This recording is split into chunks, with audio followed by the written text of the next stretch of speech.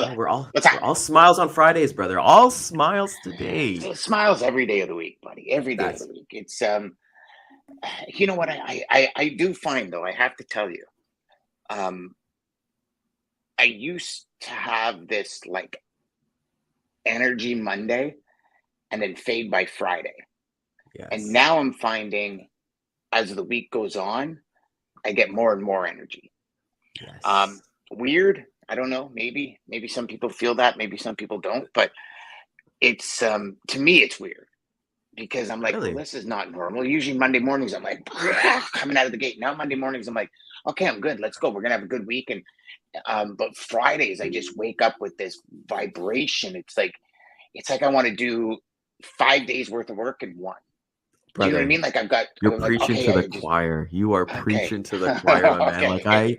I don't know. Like you and I've talked about this off air quite a bit, and we want to share with our audience today. Like we're having the most fun that we're ever had like in our careers right now. Like before when we were working on our logistics business, that was kind of like just one facet.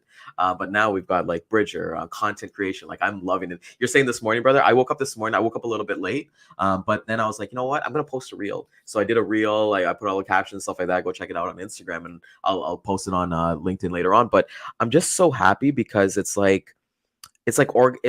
is it? Organized chaos. Because like Mm. I've gotten to the point now, Dan, when I'm meeting new people, they're asking me, "Hey, what do you do for a living?" And I'm like, I technically have like 4 or 5 jobs right now. Like there's different things that we're doing, and I'm loving it. I'm not exhausted. I'm loving it. Just like you said, I'm full of today. I don't even count the days anymore, brother. Like I don't. No. I even feel like even Saturday and Sunday, I'm gonna be working, and I genuinely love it. And I think coming back to the show, like we got the book club Friday, and going through a journey together with you and our audience in this amazing book. I honestly don't think there's a better book that we could have started this off with. So just going through that and like being like, okay, well, I'm learning as I'm kind of growing. And this, I don't know, anybody's out there who's built a business or in the process of building a business, even if you're thinking about building a business, go and do it because everything around you is going to change. Yeah, it is. It's uh, I think you made a great decision with this first book. I'll be complete transparency. When you first did it, I was like, oh, it might be a little bit too deep for a lot of people, and maybe people are feeling that because even just chapter three alone, we were saying off air, like we could have 3 shows just unpacking chapter three. So I'm Mhm. excited to see where you went with it, and that real that perspective of this might be too deep of a book, because I remember when the first time I read it, didn't understand it, Ryan. I mean, not Of even course. close. I read it and I was like, what is everybody like freaking out about this book? And we're talking a Yeah. decade ago, right? When it came out, over that probably. And and then the second time I read it was I started to grasp it. Mm. And this time when I'm reading it and I'm checking back. So what I did this time, just to let everybody know, is I bought the audiobook. And the audiobook has so much more than the actual book, because the audiobook, people in it are asking questions back to the author. And he's Mm. like, well, not really, but yes, think of it like this and think of it like that and think of it like this. And I love that part. But what I did, the specific reason why I did it, because I didn't know that was in the audiobook version, is because I didn't want to remark up my book. Yes. Yeah. And I wanted to see from then till now What you what that awareness level was. And I'm telling you, man, it's like that is more of a holy moment for me than actually the first aha when I got it, I think, because it's, especially again, this chapter. yeah, it's just chapter. This chapter is probably one of the most powerful chapters in a book you can read, in my opinion. And, there's no better segue. So, chapter 3. There we go. It's gonna be, we're segue kings over here, but chapter 3 is moving deeply into the now. So, for everybody who's watching out there, listening to this later on, because this is what I really love about the book club, Dan, is that you necessarily don't need to watch it live. We would love everybody to watch it live so that we can get their thoughts and things like that live, and we can like, kind of go through that journey. But you could really listen to this anytime. And when I know you said you're doing the audiobook, I'm reading the physical book, but here's what I tried today. I was getting caught up on the chapters. I just went on YouTube, and they actually have the chapters like broken down. So if you just type in like Power of Now chapter 3, they'll actually have like that portion of it. So what I actually tried to do, I don't know if there's any science behind this or anything like that, but like as it was playing on YouTube, I was reading it along as well. So I don't know our brain Mm. capacity are able to like do it twice. Maybe I'm being counterproductive, but I thought it was pretty cool. So one of the quotes the way that I kind of like read these books is like how I can like give a quote and then kind of give my thoughts on it too. So the one quote for me, Dan, that really stood out for me in chapter 3 was the enlightened person's main focus of attention is always the now, but they are always peripherally aware of time. In other words, they continue to use clock time, but are free of psychological time. And when read that like that alone was like, okay, what do you mean that there's another time other than time, right? There's the clock that we kind of look at, but when I'm working through, and Dan, when you're going through this as well, how many times do we get so buried into our work and we're working and we're doing these amazing outputs, and then we lose track of time itself? So that's the physical time for there. The psychological time is, when I see people age, for myself, I thought about, hey, when I look at like my sibling, or I look at like my parents and seeing, okay, well, that's not clock time, that's psychological time, from their point of view.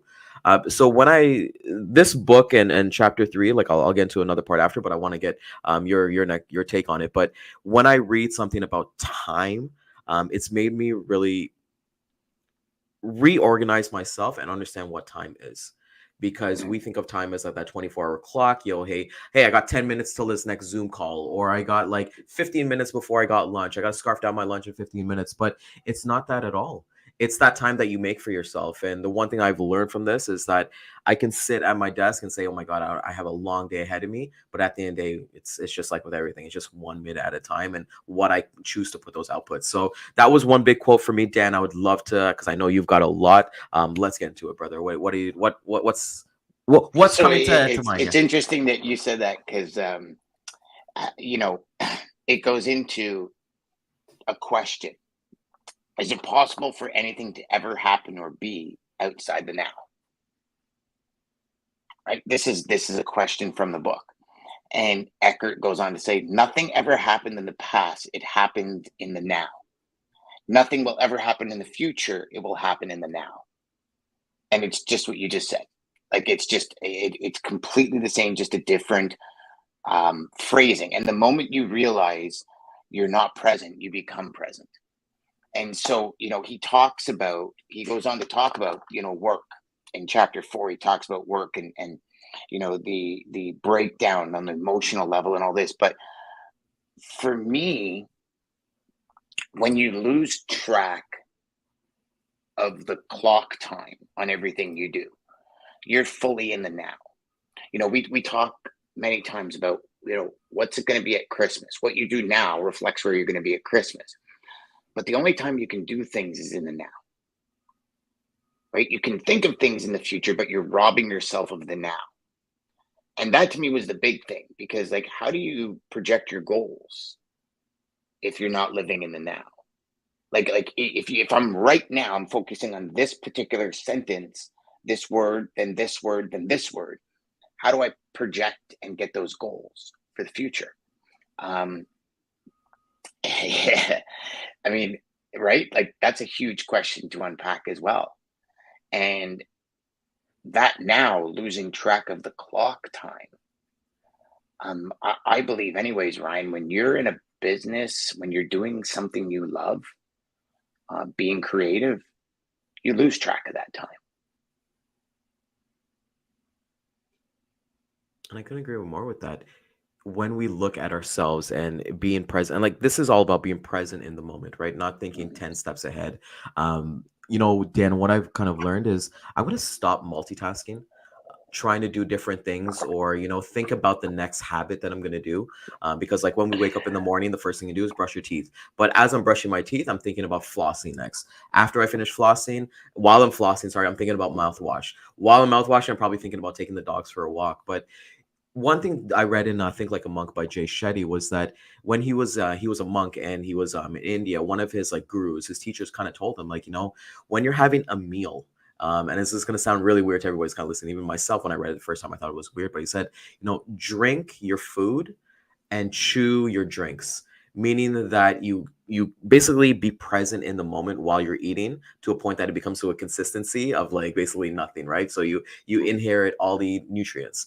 For me, Dan, I'd like to talk about the practical applications that we've done since reading, like let's say chapter 3 and chapter 4 itself. Like I try not to be on my cell phone anymore when I'm having lunch, being present, even being present with my dogs. Before I used to kind of be on my phone and like pet my dogs and things like that, but then I start to wonder about them and present now. And I think Cesar Millan, the amazing dog trainer, said that something that hurts pet owners, so dog cats, is that we think about the past and we think about the future. We're not like dogs. Like if you want to think about the power of now, look to your dog, look to your pet, because they're just there. They're not thinking about, hey, what's going to be for dinner, or that time that I got lost, or things like that. So I love that you bring up that question, Dan. What has from chapter 3, and I'd like to obviously engage more in chapter 3, but what are some things that you've looked to implement since rereading chapter 3 again? So, oh, gosh, um, the, probably the biggest thing is what you just said.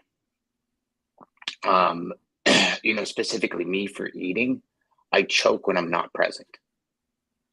Like I literally have to focus on the swallow in order for food to get down. The second I try it's a thing where I've just been like, I keep choking. But no, it's when I stop focusing on the swallowing that I choke. And to have that present at almost every point of your day really gets you into that mindset. So for me, um, a couple of things that were kind of mind blowing for me is when he said the sense of self is largely connected to problems. If people don't want to disconnect from the problems because because they'll lose a piece of themselves. And I went, what? The sense Mm, of self is always connected to problems. They said a great amount of unconsciousness ego is in pain and suffering. And I'm like, wow, unconscious ego in pain and suffering. And it's like, because you have something to share with somebody. Oh my gosh, this happened to me. It was, and it's tied to that identity. And I started immediately, I pushed pause and I went, okay, think about this. Who in our lives, and we all have them, are people we know where it's always drama? That drama is tied to their identity. If they lose the drama, they feel like they lose their identity. And so, of course, Ryan, I start thinking, well, what is my identity drawn out of? And that's business, personal life. And I go, okay, what level are each of these? And you face some harsh realities. I'm sorry, you face some harsh realities. Like I know I probably used to put 90% into my business, 10% into my family. Like, but that's the moment I was in. And I think that realization of it is everything. And the realization of not being, having yourself, your identity, I guess, bigger than yourself, connected to challenges. Like it's connected to the now. And this is a big, the whole concept that he talks about right away in the first chapter or in the third chapter, how time is an illusion. For any of you that heard it, it's like, come on, time's not an illusion.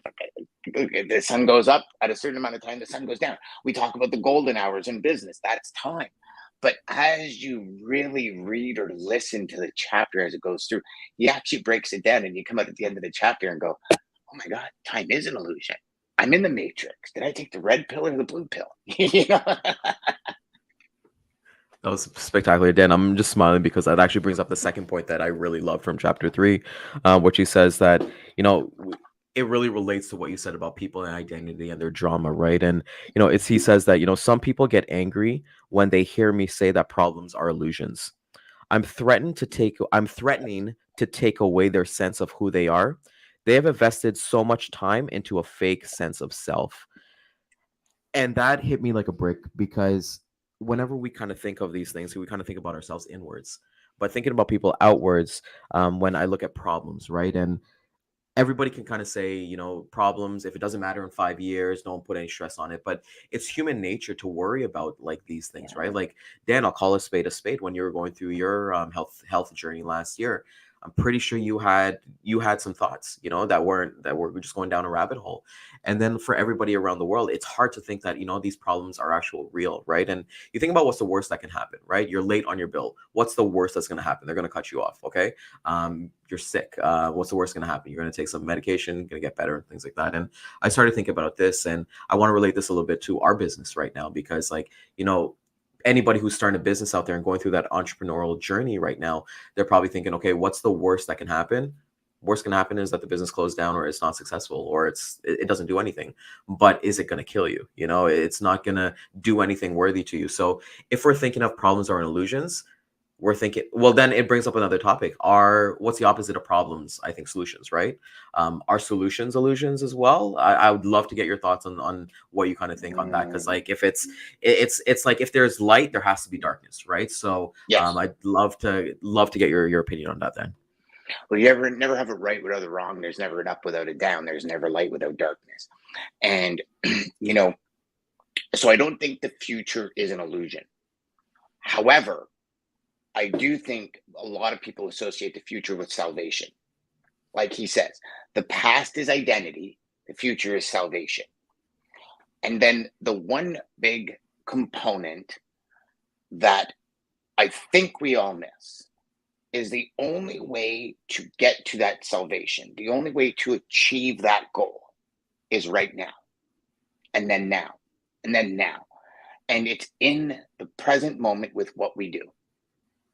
And how many times have we not done what we need to do in order to get to the salvation we want to, aka the goal we want to, and then we blame it on something else? It was the market, it was, the economy, it was, but did you really do everything you need to do in every given moment to succeed?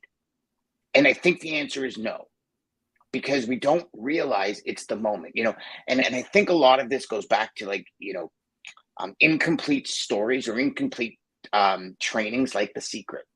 The Secret's incomplete in my mind because it's talking about the law of attraction, but nowhere in The Secret does it say action in the now. They all only talk about the law. Like, at one point, I think Vitali makes it sound almost as if you think about it and checks show up in the mail. Like, it's not the way it happened.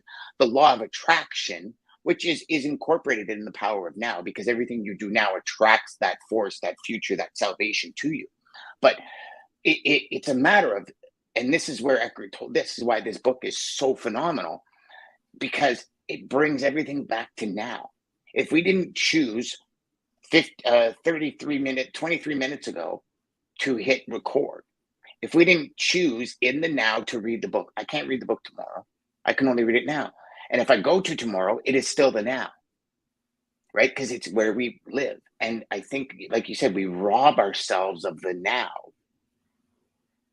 by with the illusion of the future, or the dreaming of the future, because it will never come to fruition unless you do the now until then.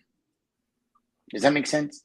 100%. I couldn't agree with that even more, Dan, because it's giving that. I love that you gave that mention to The Secret, right? That law of attraction. And you Yeah. mentioned salvation earlier on, we were just talking about. And in Hinduism, we call that moksha. And basically, just a quick synopsis of Hindus, what we kind of do is we kind of come back, we go through that cycle of rebirth, rebirth, rebirth, until we kind of fill up our karma bank. What you're talking about, Dan, is what we can do in the now. So fill up that karma bank. If you can go help somebody, go do it in the now. Don't worry about, hey, they might cross you, or things like that. And my mindset kind of changed, and what I thought about too. Like, my wife, I've said this many times, but it means a lot to me. So my wife made a point to me one day that, every time we're at a stoplight, like, I always like give money to like anybody who's like asking for money on the side of the road. And I've never realized that it's become automatic to me. So what's automatic to me is something that people observe, because people are always looking at what you do. And when I kind of noticed that, some people would have that mindset of like, oh, don't give them money, they're going to buy drugs. But who am I? Who am I to judge anybody on anything, on what they do? That's, if anything, that's their projections and their ego of what they kind of believe, or their sense of belief in here. And that's what I've kind of learned in this book, especially in chapter 3. It's just, what activities we can do now to basically propel us to that Christmas, like we said, opening those gifts. But, if I don't do these things now, then I'm not going to be able to have that. But as well, Dan, he does talk about in here about material, pleasures and things like that, and getting away from that. And I just found that so profound because a lot of people think like, get away from material, go be like a monk. That's why I call himself religious monk, but go like do these things. But it's just, when you're so happy with like being alive, being in around nature, having amazing friends, like your amazing inner circle. Like for me, Dan, I'll be real with you. Even if I didn't get anything for the rest of my life, I'm thoroughly happy because I have an amazing group of friends like yourself. I have my wife, I have my dogs, I have people that uplift me every single time. And it allows me, it makes being in the now easier for me, if that makes sense, because I have the right community around me. Yeah. What do you think about something like that, Dan? So I believe we need material things in our life, not necessarily an overabundance of them, like, because I do think a lot of people have their entire identity tied to material things. A lot, you know. Would I want a second vehicle like a roadster Tesla or something to drive around in that's fast, that kind of gives me that adrenaline thrill? Not necessarily even a roadster Tesla, like just a Mustang Mach-E or something, something cool like that. Yeah. Would I want it to show people, oh, I got money, and oh, I'm no. I'd want it because I want to enjoy it. Whereas some people will buy a BMW because it says BMW, and that's kind of a status thing. And they'll hate the interior. They'll hate where like me, when I buy a car, it's like, okay, the cup holder's got to be in a specific place. I got to be comfortable driving it. For me, I pay attention to the inside and mainly my area because I'm the one that's in it 90% of the time. But material things to me, some material things do matter. Like my good books matter a lot. My phone, the material thing of my phone, like wanting a Pro Max, matters a lot to me because I want the bigger screen. I want the better camera to take better pictures for my family to remember those moments. These kind of things. But is my identity tied to them? No, no. So I think material things are good. When your identity's tied to it, that's when you're in a lot of trouble because that's when the ego mind takes over. And in order to get material things, you have to work in the now. You have to work in the now, and you have to pay attention now. And I'll give you a great example. When COVID hit, I thought I was working in the now, never paying attention to what would be the next step. If it hit right now, the first thing I would do is go out and get Zoom stock or something like that because Yeah. it skyrocketed. But you know what brought me to that? Because it happened. So now I'm in the now about it, paying attention to it. But before it wasn't even a thought. So I think as we grow and as these realizations take place in our lives, um, we change. We do. I believe we do. And like just reading this book, even in just the 4 chapters, I find my perspective of my day has changed. And now the big question is going to be, Ryan, how do you sustain that change? How do you turn it into a habit? I turn to habit, and they always kind of say, what is it, 21 days to make it a habit, 90 Yeah. days to make it automatic, and I think it's 6 months till you crave it, right? And Yes. I love this discussion because, like we were kind of saying, like we're just still on chapter 3. So next week we'll get to chapter 4. I don't want to rush these conversations. It's so No. rich and everything like that we're having. Dan, I love that you talk about that because that was actually going to be the next thing that I had for you. Dan, share one, because I know we kind of talked about, like, I've read for the book and we kind of talked about that a little bit, but yeah, share one part of like chapter 3 that's really, really stayed with you. If you had to describe, chapter 3 to somebody, what brings out the most to you? Okay, so I'm so glad you asked this question because I've got, as I was telling you, I've got 2 full page notes here. Okay, I got to set you up, so man. I'm that setup man, I buddy, gotta. you're so good at that, brother. You're so good at that. Here's the piece that I think is critical. Okay, the compulsion to live almost exclusive through memory and anticipation past, future, creates an endless preoccupation with the past and the future, and an unwillingness to honor the present moment. And it's like, wow, because when you're living, right? You invite guests over. What's the first thing that usually happens? You start telling stories. Everybody's telling stories. And what are those stories about? Things that happen behind you, right? I've been to very few parties where somebody said, hey, you know what? Let's talk about what you want in 5 years. But better yet, how are you going to get there every moment of the day for those 5 years? Like, I don't know if I've ever been to a barbecue where that's been the conversation, a pool party where that's been the conversation. And the one point out of time is the present. And it's the only, and here's what he says. It's the only point that has an expiry. Time does not expire. Time's infinite. And we all think of time as this limited function because we're using it like we're not having time. We're using time the way our brain, like the way our brain filters it, not in the sense of moment. And I think this is the big aha moment of chapter 3, is separating the mind from time, because time is endless. If I die tomorrow, time goes on. Nothing stops. Yep.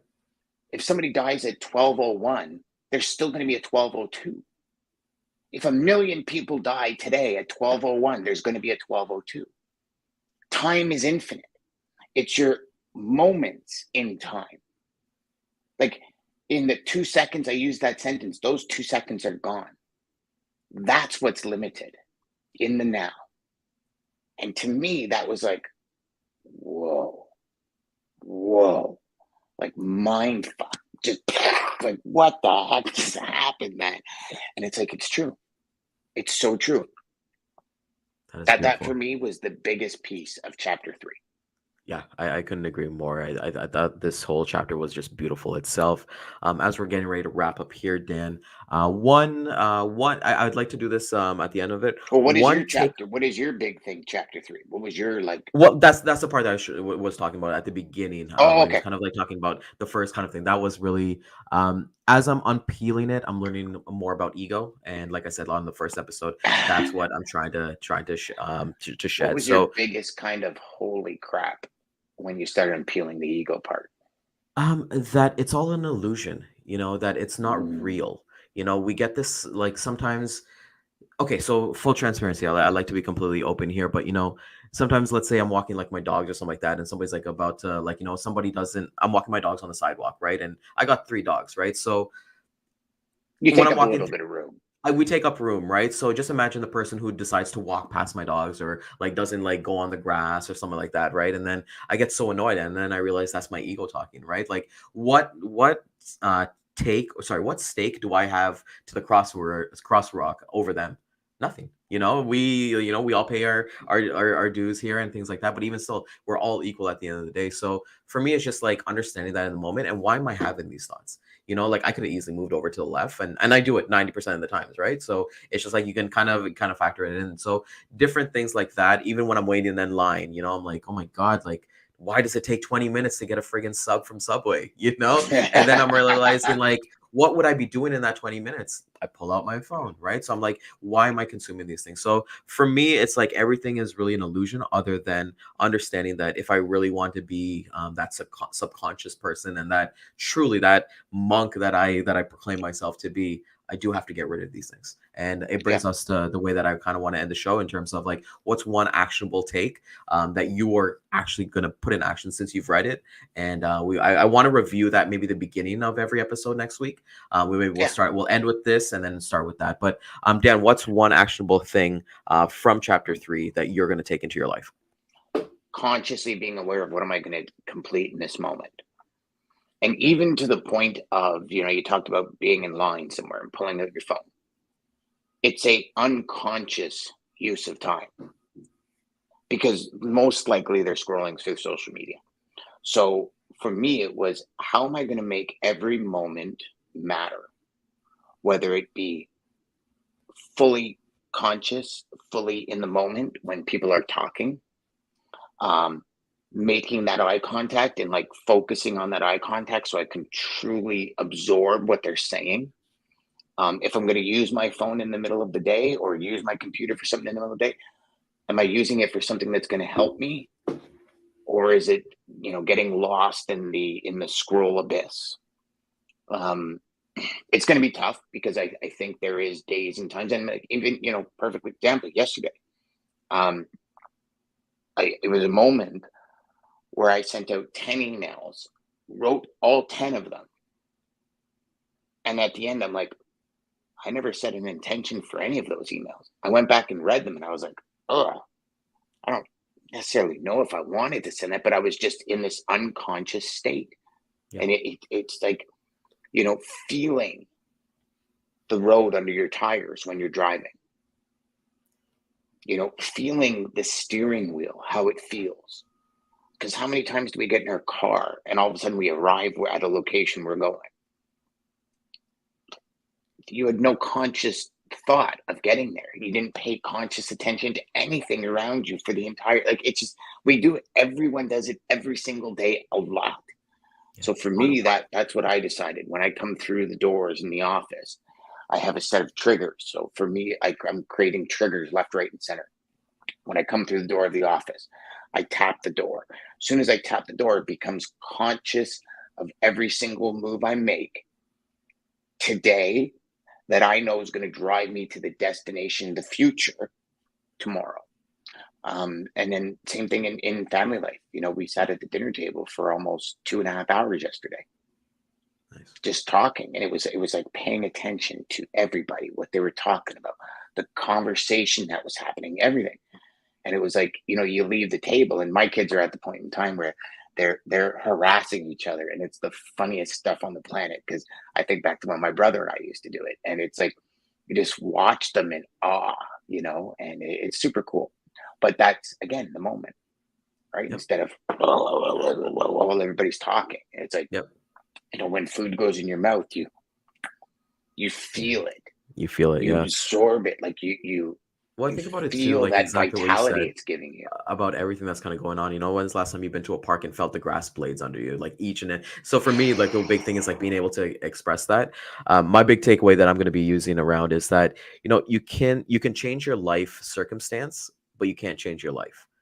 And what that kind of means is that, I could change, like, let's say, like, for example, you do this all the time, like, I don't like working in office, I'm going to go work outside.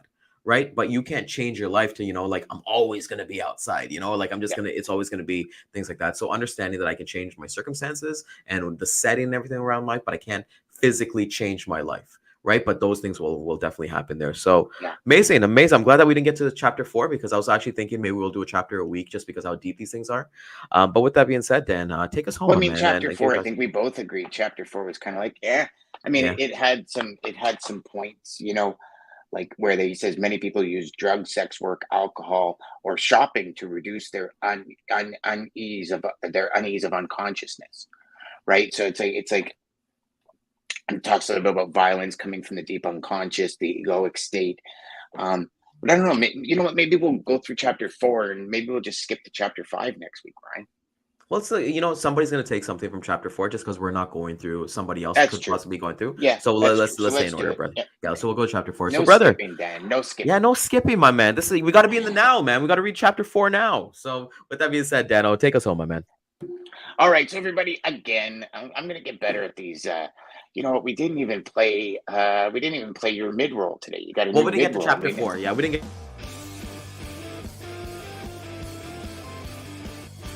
If so, make sure you subscribe to our YouTube page by going to YouTube and clicking on Sales Chatter Live. Hit the subscribe button, hit the bell notification where you'll get the exclusive notifications every time we go live and upload new podcasts. Now let's continue with this episode.